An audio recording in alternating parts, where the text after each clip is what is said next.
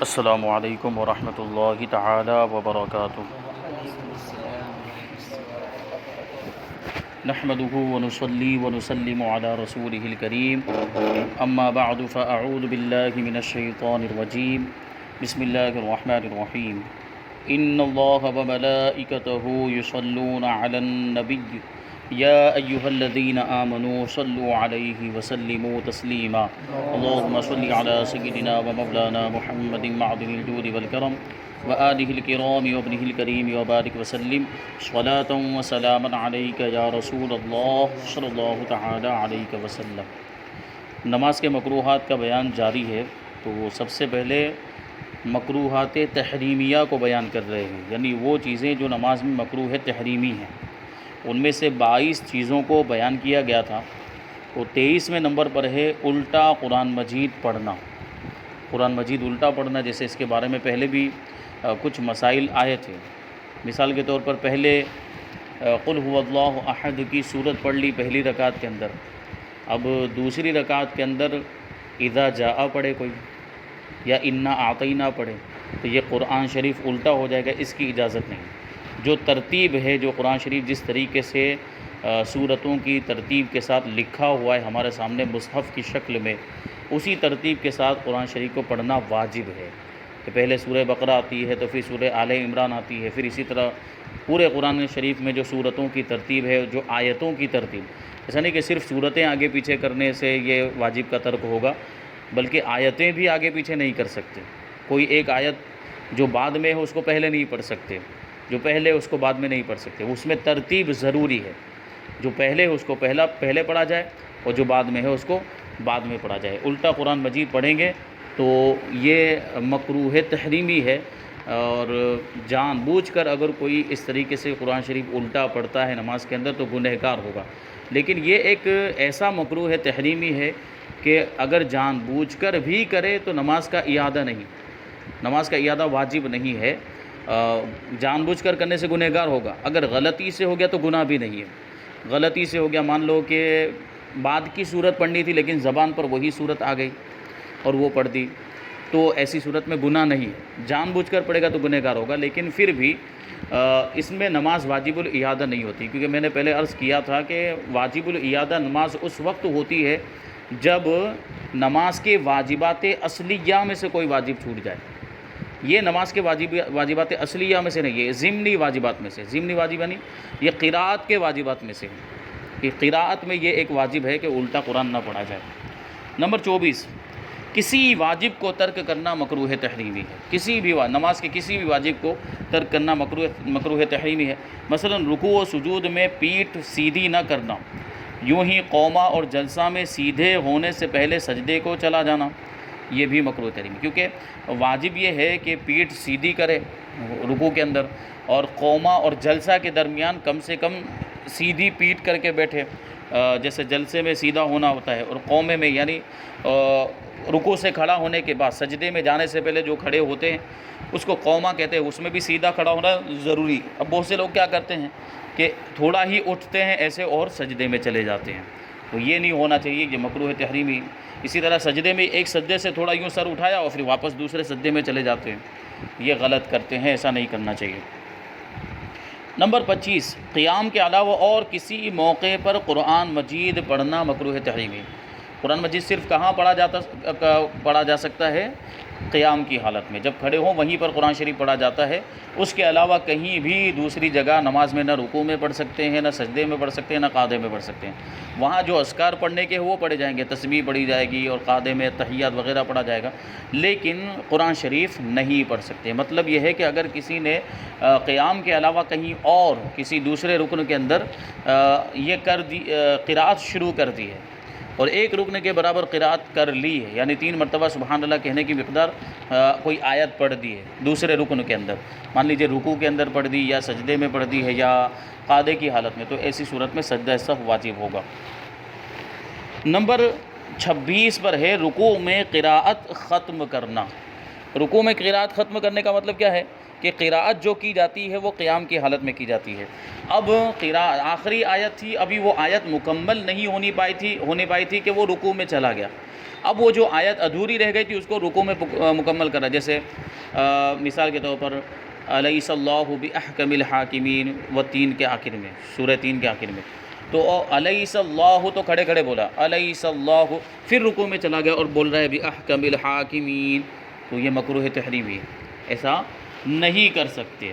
یعنی قراءت پوری جو ہے وہ قیام کی حالت ہی میں مکمل ہو جائے، اس کے بعد رکوع کرے، ٹھیک ہے۔ نمبر 27 میں امام سے پہلے مقتدی کا رکوع و سجود وغیرہ میں جانا یا اس سے پہلے سر اٹھانا۔ امام کی متابعت واجب ہے، امام کی پیروی واجب ہے، امام کو امام بنانے کا مطلب ہی یہ ہوتا ہے کہ ہم اس کی پیروی کریں، ہم اس کی اتباع کریں، جیسے جیسے وہ رکوع سجدہ وغیرہ کرتا ہے ویسے ویسے ہم کو کرنا ہے، یا تو بالکل اس کے ساتھ میں ہو یا تھوڑا سا بعد میں ہو، پہلے کرنے کی اجازت نہیں ہے۔ جیسے امام ابھی رکوع میں گیا نہیں اور بہت سے لوگ رکوع میں چلے جاتے ہیں، ابھی امام سجدے میں نہیں گئے، وہاں پر خاص طور پر یہ چیز ہوتی ہے کہ رکوع سے کھڑے ہوئے اب سجدے میں جانا ہے، تو امام صاحب بھی اپنا اللہ اکبر کہہ ہی رہے ہیں اور بہت سے لوگ پہلے سے پہنچ چکے ہوتے ہیں سجدے کے اندر، تو امام صاحب کے ساتھ ہی جانا ہے، یا امام صاحب کے تھوڑا سا بعد میں بھی جائیں گے تو کوئی حرج نہیں ہے۔ تو متابعت کا یہی مطلب ہے، امام کی پیروی کرنے کا یہ مطلب ہے، پہلے کریں گے اگر سجدہ یا رکوع یا دوسرے جو ارکان ہیں وہ اگر امام سے پہلے ادا کرتے ہیں تو یہ مکروہ تحریمی ہے، اور اس کی وجہ سے نماز میں کراہت آ جاتی ہے، کراہت تحریمی۔ اور وہ بہت سے لوگوں کو جیسے بعض ائمہ حضرات جو ہوتے ہیں تو ان کی قراءتیں فکس ہوتی ہیں کہ وہ نماز کے اندر وہ عام صورتیں جو پڑھتے ہیں، جو صورتیں ان کی متعین ہوتی ہیں، فکس ہوتی ہیں، وہی پڑھتے ہیں، تو اب وہ سن کے مقتدیوں کو بہت سی صورتیں یاد ہو چکی ہوتی ہیں، تو اب امام صاحب وہ جو ہے کہ قراءت مکمل کرتے تو ان کو پتہ ہوتا ہے کہ یہاں قراءت مکمل ہو تو اب رکوع ہونے والا ہے، تو وہ اپنا پہلے ہی سے رکوع میں چلے جاتے ہیں، تو اس کی بھی اجازت نہیں ہے، ایسا بھی نہیں کرنا چاہیے۔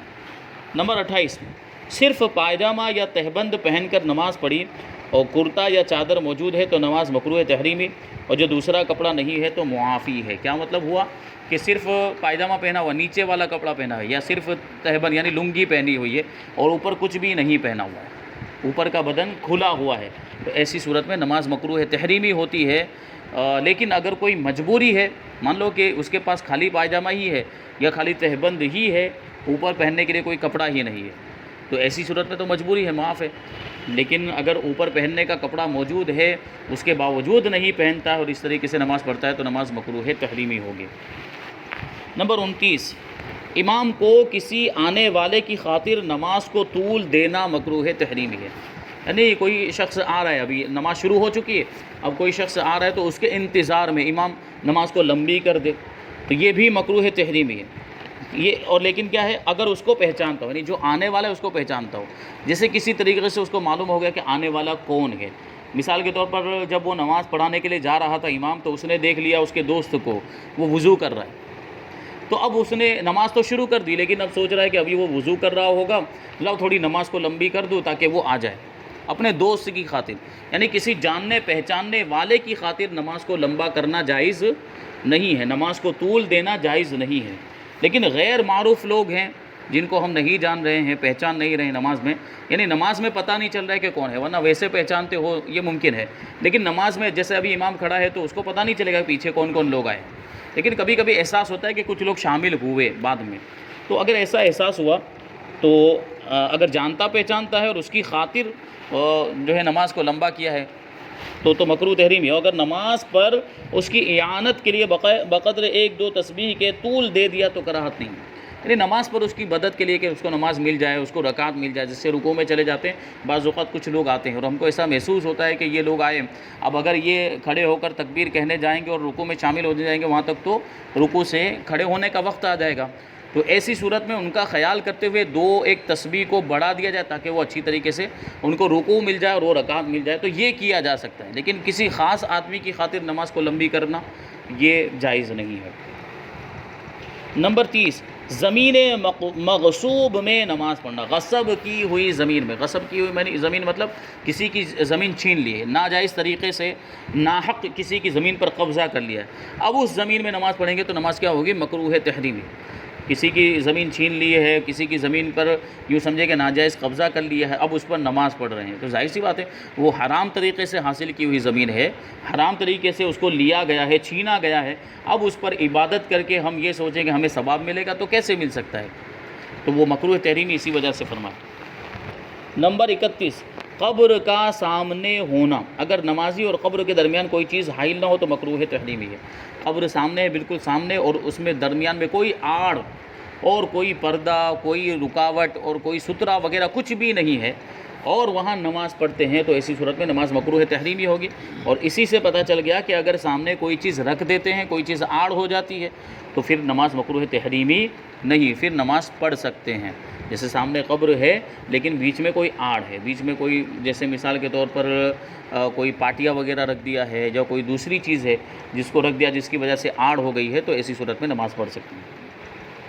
نمبر 32، کفار کے عبادت خانوں میں نماز پڑھنا بھی مکروہ، جیسے کسی مندر میں چلے گئے وہاں نماز پڑھنے لگے تو یہ بھی مکروہ تحریمی۔ ان کے عبادت خانے جو، یہ وجہ یہ اس کی بتائی جاتی ہے کہ جہاں معبودان باطلہ کی عبادت کی جاتی ہے، وہ جن کو لوگوں نے اپنا معبود بنا لیا ہے، وہ حقیقت میں معبود ہی نہیں ہے، حقیقت میں خدا تو ایک ہی ہے، حقیقت میں خدا عبادت کے لائق کون ہے؟ اللہ تبارک و تعالیٰ۔ یہ سب معبودان باطلہ، باطل خدا، جھوٹے خدا، تو ان کی جہاں عبادت کی جاتی ہے وہاں اللہ کی لعنت اترتی ہے، اور وہاں جانا بھی منع فرمایا گیا، وہاں جانے کی بھی اجازت نہیں ہے۔ جہاں پر بت رکھے ہوتے ہیں، مورتیاں رکھی ہوتی ہیں، جہاں عبادت ہوتی ہے، شرکیہ کام ہوتے ہیں، بتوں کی جہاں عبادت ہوتی ہے یہ شرکیہ کام ہوتے ہیں، وہاں جانے کی بھی اجازت نہیں ہے، کیونکہ وہاں اللہ کی لعنت اترتی ہے کہ ہم اگر گئے اور خدا نہ خواستہ ہم اللہ کی لعنت کے مستحق ہو گئے۔ تو یہ ہوتا ہے نا، گھومنے پھرنے کے لیے جاتے ہیں کہیں پر، جیسے گوا گئے یا کہیں اور گئے تو مندروں میں دیکھنے کے لیے جاتے ہیں، وہاں چرچ وغیرہ میں چلے جاتے ہیں، تو یہ سب اس کی بھی اجازت نہیں ہے۔ ہاں اگر کوئی عبرت حاصل کرنے کا مقام ہے کہ وہاں عبرت حاصل کرنے کے لیے یا واقعی کچھ سیکھنے کے لیے جا رہے ہیں تو گنجائش نکل سکتی، لیکن عام طور پر اس کی اجازت نہیں دی جا سکتی، تو وہ عبادت خانوں میں بھی چلے جاتے ہیں گھومنے کے لیے، ان کے مندروں میں بھی چلے جاتے ہیں، مندروں میں بھی گھومنے کے لیے چلے جاتے ہیں، تو وہاں اس کی اجازت نہیں، مکروہ تحریمی لکھا علماء نے، ناجائز ہے۔ پھر دیکھیں آپ، تو کفار کے مذہبی میلے ہوتے، غیر مسلموں کے جو مذہبی میلے ہوتے جیسے آٹھم وغیرہ کے میلے، اس میں بھی اپنے والے چلے جاتے ہیں، وہ تو باقاعدہ ان کے بھگوانوں کے نام پر وہ میلے سجائے جاتے ہیں اور اس کی تعداد بڑھانے کے لیے ہم پہنچ جاتے ہیں۔ اس کے بارے میں فرمایا گیا کہ کفار کے مذہبی میلوں میں جا کر ان کی تعداد بڑھانا یہ ہرگز جائز نہیں، اس سے ان کی شان و شوکت اور بڑھتی ہے، یہ تو کامیاب ہو جاتے ہیں اس میں جو مقصد ہوتا ہے وہ ان کا، اس میں بھی جانے کی اجازت نہیں ہے۔ ان کے مذہبی میلوں میں جو مذہب کے نام پر، ان کے دھرم کے نام پر، ان کے بھگوانوں کے نام پہ جو میلے لگتے ہیں اس میں جانے کی اجازت نہیں ہے۔ تو کفار کے عبادت خانوں میں نماز پڑھنا بھی مکروہ تحریمی ہے، وہاں نماز پڑھنے کی اجازت نہیں۔ تو یہ مکروہات تحریمیہ کا بیان ہوا۔ اب یہاں سے نماز میں کون سی چیزیں مکروہ تنزیہی ہیں؟ مکروہ تنزیہی کا مطلب کہ ناپسندیدہ عمل ہے، لیکن اگر کر لیتے ہیں تو کوئی گناہ بھی نہیں ہے، اس کو بیان کرتے ہیں۔ نمبر 1، سجدہ یا رکوع میں بلا ضرورت 3 تسبیح سے کم کہنا، 3 تسبیح کم سے کم ہونی چاہیے، یہ سنت ہے۔ سجدے کے اندر بھی 3 مرتبہ سبحان ربی الاعلیٰ، اور رکوع میں سبحان ربی العظیم، یہ 3 مرتبہ ہونا چاہیے، لیکن بغیر کسی ضرورت کے 3 مرتبہ سے کم کرنا یہ مکروہ تنزیہ۔ ہاں اگر کوئی ضرورت ہے، جیسے مان لیجئے کہ ہم سنت پڑھنے کے لیے کھڑے ہوئے، جماعت کا وقت ہو چکا ہے، اب اگر 3 مرتبہ تسبیح پڑھیں گے تو جماعت ایک آدھ رکعت ہماری چھوٹ جائے گی، تو رکعت حاصل کرنے کے لیے ہم وہ تسبیح کو کم کر سکتے ہیں، چلو ایک ہی مرتبہ 3 کی جگہ پہ ایک ہی مرتبہ تسبیح پڑھ لی تو جلدی نماز ہو جائے گی ایسی صورت میں، اور ہم کو جماعت مل جائے گی، تو یہ ایک صحیح مقصد ہے، تو ایسی صورت میں اس کی اجازت ہے۔ نمبر 2، کام کاج کے کپڑوں سے نماز پڑھنا جبکہ اس کے پاس اور کپڑے ہوں، ورنہ کراہت نہیں۔ کام کاج جو کپڑے پہن کر کام کرنے جاتے ہیں، تو مطلب کیا ہوتا ہے کہ کام کاج کے جو کپڑے ہوتے ہیں وہ میلے ہوتے ہیں، میلے کچیلے ہوتے ہیں، خاص طور پر وہ لوگ جو گیرج وغیرہ کا کام کرتے ہیں تو ان کے کپڑوں میں تو اور زیادہ وہ کالک وغیرہ لگی رہتی ہے، پھر وہی کپڑے پہن کر آ جائیں تو یہ مناسب نہیں ہے نا۔ اللہ کی بارگاہ میں ہم نماز پڑھنے کے لیے آتے ہیں، دنیا کے بادشاہوں کے سامنے تو ہم خوب صاف ستھرے کپڑے پہن کے جاتے ہیں، لیکن وہ جو بادشاہوں کا بادشاہ ہے اس سے بڑا کوئی بادشاہ ہی نہیں ہے، اس کی بارگاہ میں ہم آتے ہیں تو میلے کچیلے کپڑے پہن کے آنا ادب کے خلاف ہے۔ تو بہتر تو یہی ہے کہ اگر جو کاروبار کرتے بھی ہیں اور ان کے پاس مطلب وہ کپڑے ان کے میلے کچیلے ہیں، تو مناسب یہ ہے کہ وہ دکان میں جہاں کام کر رہے ہیں وہاں پر ایک لباس ایسا بھی رکھیں صاف ستھرا کہ جیسے ہی نماز کا وقت ہو فوراً تبدیل کر کے وہ نماز پڑھنے کے لیے آ گئے، پھر واپس جا کے اس کو بدل کے پھر اپنا کام کاج شروع کر دیں، تو اس میں مشکل سے 2 منٹ بھی نہیں لگیں گے۔ ٹھیک، اگر مان لیجئے کہ اسی وقت وہ کام کر رہے ہوں اور کسی آفیسر کا بلاوا آ گیا تو کیا ویسے ہی چلے جائیں گے؟ وہ بدل کے جاتے ہیں نا کپڑے، تو یہاں اللہ کا بلاوا آتا ہے نماز کے لیے، تو بدلنے میں مطلب ان کو یہ جھجک محسوس نہیں ہونی چاہیے، بلکہ بدل کر ہی آنا چاہیے، مناسب، اور نماز کا اور اس کے آداب کا تقاضا یہی ہے کہ وہ میلے کچیلے کپڑے بدل کر آئے، اور اگر وہ کپڑے اس کے علاوہ دوسرے کپڑے ہی نہیں ہیں تو کراہت نہیں ہوگی، مکروہ نہیں ہوگا۔ لیکن عام طور پر کپڑے ہوتے ہیں، جو کام کاج کرنے والے بھی ہیں ان کے پاس دوسرے کپڑے بھی ہوتے ہیں، اور وہ وہاں پر بھی وہ کپڑے رکھ سکتے ہیں، بلکہ وہاں رکھتے بھی ہوں گے دکان وغیرہ پہ، کہ گھر سے آئے تو وہاں پر اتار کے رکھ دیتے ہیں، پھر وہ جو میلے کچیلے کپڑے پہنتے ہیں، پھر کام کاج وہ جو اس سے جب فارغ ہو جاتے ہیں شام کے وقت مثال کے طور پر، تو پھر وہی کپڑے چینج کر کے وہ گھر پہ واپس آتے ہیں۔ کبھی ایسا ہوتا ہے، اور کبھی کیسا ہوتا ہے کہ گھر سے ہی پہن کر جاتے ہیں، وہ میلے کچیلے کپڑے جو کام کاج کے کپڑے ہوتے ہیں وہ گھر سے پہن کر جاتے ہیں، پھر کام کرنے سے جب فارغ ہو کر واپس آتے ہیں گھر پہ آ کے تبدیل کرتے ہیں۔ تو یہ بھی کیا جا سکتا ہے کہ وہ اپنے ساتھ وہ لباس، صاف ستھرا لباس بھی لے کر جائے، یا گھر قریب ہے تو لے کر جانے کی بھی ضرورت نہیں ہے کہ پہلے گھر پر آ گئے، کپڑوں کو تبدیل کیا، نماز پڑھنے گئے، نماز پڑھ کے فارغ ہو کر آئے، پھر گھر پہ پہنچے اور وہ کپڑے جو کام کاج کے تھے وہ پہن کر کام کرنے کے لیے چلے گئے، تو یہ کریں۔ تو اس میں اگر مان لیجئے تھوڑی بہت محنت مشقت ہو بھی جاتی ہے تو امید ہے کہ اللہ تبارک و تعالیٰ اور ثواب عطا فرمائے گا، کیوں نماز کے لیے وہ یہ کر رہا ہے۔ اس کو جو بھی تکلیف ہو رہی ہے اب وہ صرف اس وجہ سے ہے کہ وہ نماز کے آداب کی بجا آوری کر رہا ہے، کہ اللہ کی بارگاہ میں حاضر ہونا ہے، تو اس وجہ سے کپڑے چینج کر رہا ہے، تو اس پر مزید ثواب کی بھی امید ہے۔ نمبر 3، منہ میں کوئی چیز لیے ہوئے نماز پڑھانا مکروہ ہے۔ منہ میں کوئی چیز رکھ کر نماز اگر پڑھ رہے ہیں، کوئی بھی چیز یا کھانے کی چیز ہو یا اس کے علاوہ کوئی چیز ہو، جیسے چھرے وغیرہ یا کوئی چیز جو ہے وہ رکھ لی، تو یہ مکروہ ہے، جبکہ قراءت سے مانع نہ ہو، یعنی قرآن پڑھنے سے اس کی وجہ سے رکاوٹ نہ ہوتی ہو، قراءت صحیح طور پر ہو تو مکروہ تنزیہی ہے۔ لیکن اگر قراءت سے مانع ہو، اس کی وجہ سے قراءت میں رکاوٹ پیدا ہو رہی ہے، تو مثلا آواز ہی نہیں نکل رہی یا اس قسم کے الفاظ نکل جا رہے ہیں کہ جو قرآن کے نہ ہو، تو نماز ہی فاسد ہو جائے گی۔ جیسے پان کھا لیا منہ میں، اب منہ میں پان بھرا ہوا ہے اور اب کوئی نماز پڑھنے لگ گیا یا نماز پڑھانے لگ گیا، تو پورے منہ کے اندر پان بھرا ہوا ہے، تو کیا وہ صحیح طور پہ قرآن شریف پڑھ پائے گا ایسی صورت میں؟ اگرچہ اس کو نگل نہیں رہا، مان لیجیے اگرچہ اس کو کھا نہیں رہا، منہ کے اندر ہی ہے، لیکن وہ قرآن شریف نہیں پڑھ پائے گا ایسی صورت میں، یا ایسے الفاظ نکل جائیں گے جو قرآن کے الفاظ ہے ہی نہیں، جو پڑھنا چاہتا ہے اس کی جگہ پہ کچھ اور اس کے منہ سے نکلے گا، تو اس کی اجازت ہرگز نہیں ہے۔ تو کوئی چیز منہ میں رکھ کے پڑھنا اور یا نماز پڑھانا جائز نہیں، مکروہ ہے۔ آگے نمبر 4 پہ کہ نماز میں انگلیوں پر آیتیں اور سورتوں اور تسبیحات کا گننا، یہ بھی مکروہ تنزیہ نماز کے دوران۔ جیسے یہ تو عام نمازوں میں تو اتنی ضرورت نہیں پڑتی ہے، لیکن وہ جو بڑی راتوں وغیرہ میں نہیں 15 بار قل اللہ پڑھنا ہے یا یہ تو وہ اس طرح گنتے ہیں، یہ انگلیوں پر جو یہ انگلیوں کے جو یہ حصے ہوتے ہیں نا 1 2 3 اس پر گنتے ہیں، تو یہ گننا مکروہ ہے، یہ گننے کی اجازت نہیں ہے۔ اندازاً گنیں، اندازاً کس طریقے سے، ایک طریقہ اس کا یہ بتایا گیا کہ جیسے ابھی 3 مرتبہ قل اللہ پڑھنا ہے تو پہلی انگلی کو دبا کے رکھیں، اور 3 مرتبہ ہو جائے تو اس کو اٹھا کر دوسری انگلی کو دبا لیں، تو 3 مرتبہ اس میں ہو جائے گا۔ تو یہ دبانے سے ہم جو ہے کہ اس کو یاد رکھ سکتے ہیں۔ یہ اس طرح جو باقاعدہ اس طریقے سے گنا جاتا ہے، شمار کیا جاتا ہے، اس طرح شمار کرنے کی اجازت نہیں ہے۔ اسی طرح تسبیحات کو بھی شمار کرنے کی اجازت نہیں، جیسے رکوع میں مان لیجئے کہ 3 مرتبہ سے زیادہ تسبیح پڑھنے کی بھی اجازت مستحب ہے، 5 مرتبہ بھی پڑھ سکتے ہیں، 7 مرتبہ بھی پڑھ سکتے ہیں، 9 مرتبہ بھی۔ اب رکوع میں ایسے گننے لگ گیا، وہ تسبیح زیادہ پڑھ رہا ہے، 9 پڑھنی ہے تو وہ گن رہا ہے، تو ایسے شمار کرنے کی اجازت نہیں ہے، انگلیوں پر نہیں شمار کر سکتے۔ نمبر 5، ہاتھ یا سر کے اشارے سے سلام کا جواب دینا مکروہ ہے۔ ہاتھ کے اشارے سے ایسے جواب دیا یا سر کے اشارے سے ایسے جواب دیا، زبان سے جواب دے دے گا تو اس کے بارے میں تو بتایا کہ نماز ہی فاسد ہو جائے گی، لیکن ہاتھ کے اشارے سے یعنی زبان سے کچھ بول نہیں رہا ہے، ہاتھ سے اشارہ کر کے جواب دے رہا ہے یا سر ہلا کر جواب دے رہا ہے، تو یہ مکروہ ہے۔ نمبر 6، نماز میں بغیر عذر 4 زانوں بیٹھنا مکروہ ہے، اور عذر ہو تو حرج نہیں۔ 4 زانوں یعنی جو پلٹی مار کر جو بیٹھتے ہیں اس طریقے سے، جیسے ابھی ہم بیٹھے ہوئے ہیں، تو اس طریقے سے نماز میں نہیں۔ قاعدے میں جو بیٹھا جاتا ہے وہ 2 زانوں ہو کر بیٹھا جاتا ہے، جو جس طریقے سے قاعدے میں بیٹھنے کا جو طریقہ ہے وہ صحیح طریقہ ہے، مسنون طریقہ۔ اس کے خلاف اس طریقے سے بیٹھ جانا یا تورک کر کے بیٹھنا، یعنی دونوں پاؤں سائیڈ میں نکال کر سورین پر بیٹھنا، جو عورتوں کے بیٹھنے کا طریقہ ہے نماز کے اندر، تو یہ بھی خلاف سنت ہے۔